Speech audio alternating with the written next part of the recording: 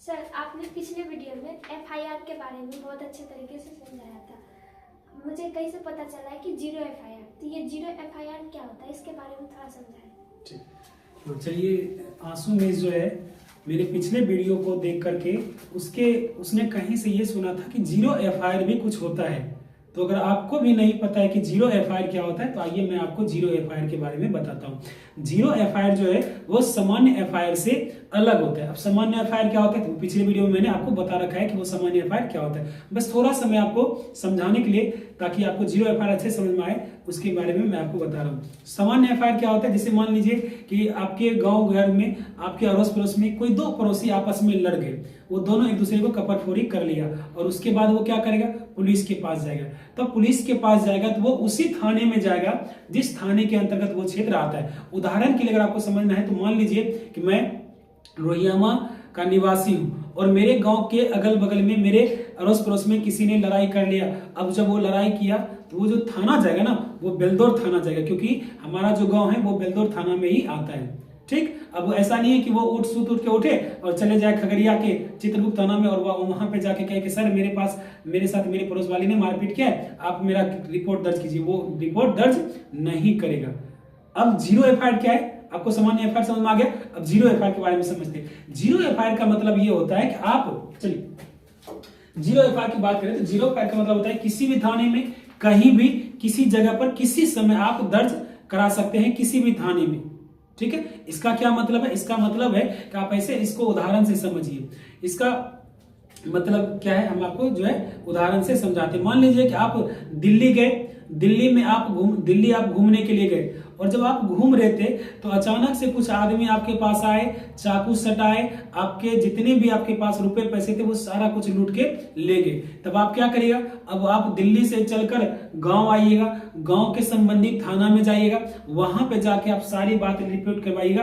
तब तक में बहुत देर हो चुकी होगी। तो इस चीज को जल्दी करने के लिए सरकार ने एक कानून लाया, एक नियम लाया जिसे कहा जाता है जीरो एफआईआर। इसका मतलब ये होता है कि जहां पे आपके साथ घटना घटा ना, उसी के आसपास में जो भी पुलिस स्टेशन है वहां पे जाकर के आप उस व्यक्ति के खिलाफ, उस आदमी के खिलाफ, आप भले ही उसके बारे में नहीं जानते, बस आपको सारा बात बता देना है कि सर मेरे साथ ऐसे ऐसे हुआ और वहां पे कुछ लोगों ने आकर मुझे चाकू सटाया, मेरे पास जितने भी रुपए पैसे थे सारा कुछ ले लिया, मेरा मोबाइल ले लिया, सब कुछ लूट कर ले गया।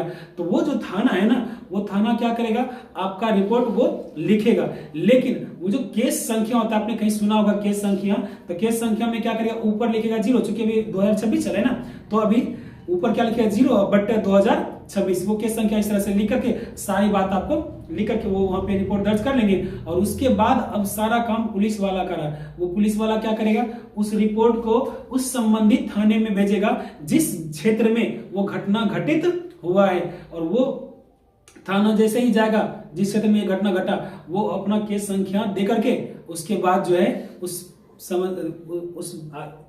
चीज को आगे की ओर बढ़ाएगा।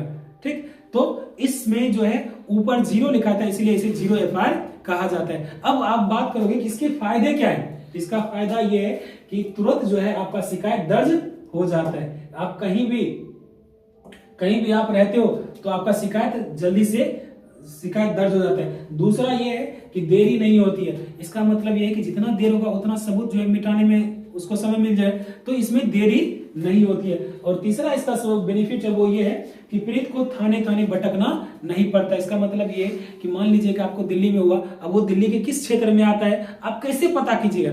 आपको भटक के इस थाने में आती है, थाना वाला बोला कि नहीं ये जो क्षेत्र है वो मेरे क्षेत्र में नहीं आता है, तुम जाओ उधर उस क्षेत्र में।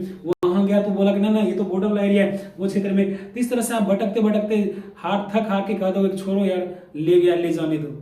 इस चीज को दूर करने के लिए जो सरकार है वो इस जीरो एफआईआर को लाया है। और चौथा जो सबसे इंपॉर्टेंट फायदा है वो ये है कि जो खास करके महिलाएं हैं, बच्चे हैं, अगर बलात्कार पीड़ित है या किसी के साथ कोई हत्या हुआ है, तो इन सबको इसमें बहुत ज्यादा बेनिफिट मिलता है कि जहां पे आप जिस थाने में गए उसी थाने में जाकर के इसके बारे में जो है सारा कुछ बताए तो वहीं पे वो जो है रिपोर्ट दर्ज हो जाता है। तो ये इसके फायदे हैं। अगर हम बात करें एफआईआर दर्ज कैसे होता है, इस सारी बातों को समझ में आ गया कि एफआईआर दर्ज कहां पे हम कर सकते हैं। अब ये बात है कि एफआईआर दर्ज होता कैसे, इसके टोटल 3 मुख्य प्रावधान है। पहला है मौखिक। मौखिक का मतलब है कि आप किसी भी पुलिस थाने में गए, वहां पे पुलिस वाले को बताए, पुलिस वाला ने सारा कुछ सुना और उसके बाद वो अपने डायरी में जो है सारे कुछ लिख करके उसके बाद आपको पढ़कर सुनाएंगे। आप जब उस पर हामी भरोगे, हाँ सर यही से ऐसे मेरे साथ हुआ है, तो आपको नीचे कहेगा साइन कर दीजिए। जैसे ही आप साइन करते तो वो जो रिपोर्ट आपका दर्ज हो जाता है। दूसरा है इलेक्ट्रॉनिक माध्यम से। इलेक्ट्रॉनिक माध्यम से क्या हुआ, कहीं से भी आप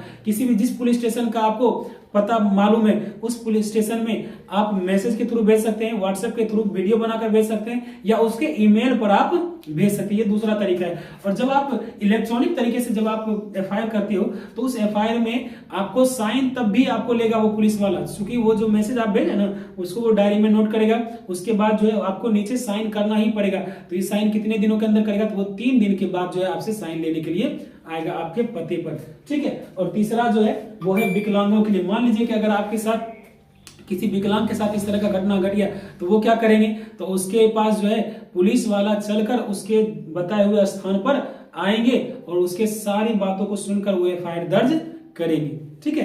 तो इस प्रकार से जो है एफआईआर आप दर्ज करा सकते हैं। अब इतना सारा कुछ होने के बाद मान लीजिए कि पुलिस वाला आपका एफआईआर दर्ज नहीं करता है, तब आपके पास क्या उपाय है। अगर किसी पुलिस वाले ने कहा कि नहीं नहीं नहीं ये मेरे पास नहीं आता है, मैं कुछ जीरो एफआईआर के बारे में नहीं जानता हूँ, जा तू जहां पे ये दर्ज होगा वहां पे जाओ, तो उस कंडीशन में आप क्या कर सकते हैं, तो इस कंडीशन में बीएनएस की धारा 199 क्लॉज सी के तहत जो है आप उस पुलिस वाले के खिलाफ, उस पूरे थाने के खिलाफ जो है आप शिकायत दर्ज कर सकते हो मजिस्ट्रेट के पास। मजिस्ट्रेट का मतलब मैंने पिछले वीडियो में समझाया था कि जज साहब को हम लोग मजिस्ट्रेट कहते हैं, उसके खिलाफ, उस पूरे थाने के खिलाफ आप शिकायत दर्ज करा सकते हो।